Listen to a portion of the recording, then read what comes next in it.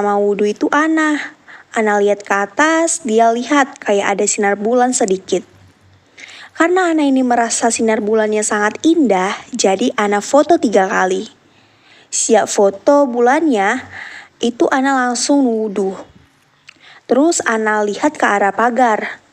Kalian tahu apa yang dilihat Ana? Dia lihat Poci lompat-lompat.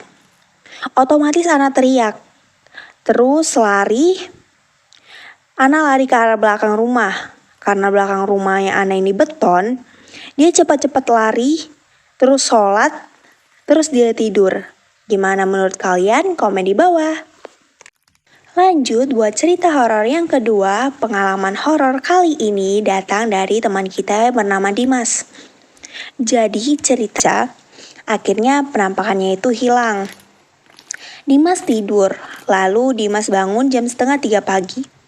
Karena Dimas kebelet buang air kecil, pas Dimas jalan menuju kamar mandi, Dimas denger kayak ada yang manggil nama dia. Dimas tolong. Dimas biarin aja, tapi makin didiami malah makin terus manggil. Dimas yang panik langsung panggil papanya. Akhirnya suara itu hilang.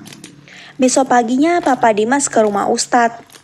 Dan Papa Dimas tanya Pak Ustadz gini, ada apa kok bisa anak saya dilihati penampakan yang serem seperti itu? Terus Pak Ustadz suruh Dimas minum air. Terus pas Ustadz bilang gini, Dimas diikuti oleh Gondoruo. Dimas yang kaget, lalu Dimas mikir.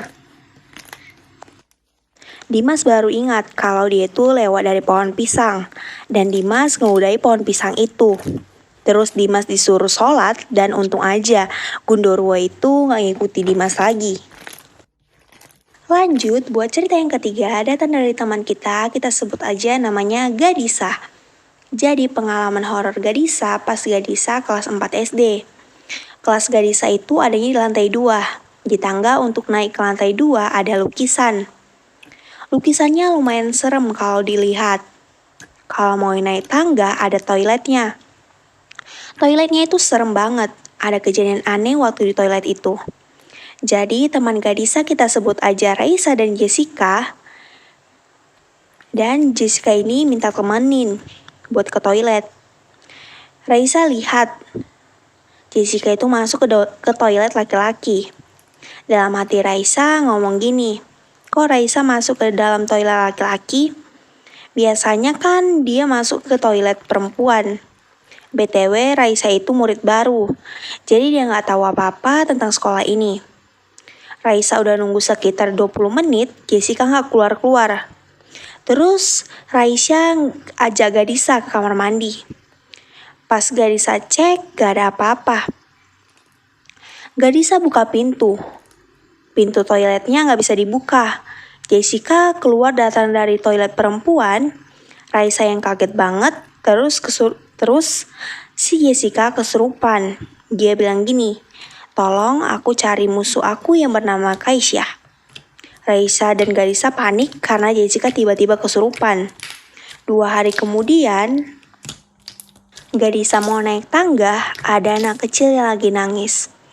Karena Gadisa kira itu anak yang kesasar, jadi Gadisa aja ngomong. Anak kecil itu ngomong gini, Kaisa telah membuliku.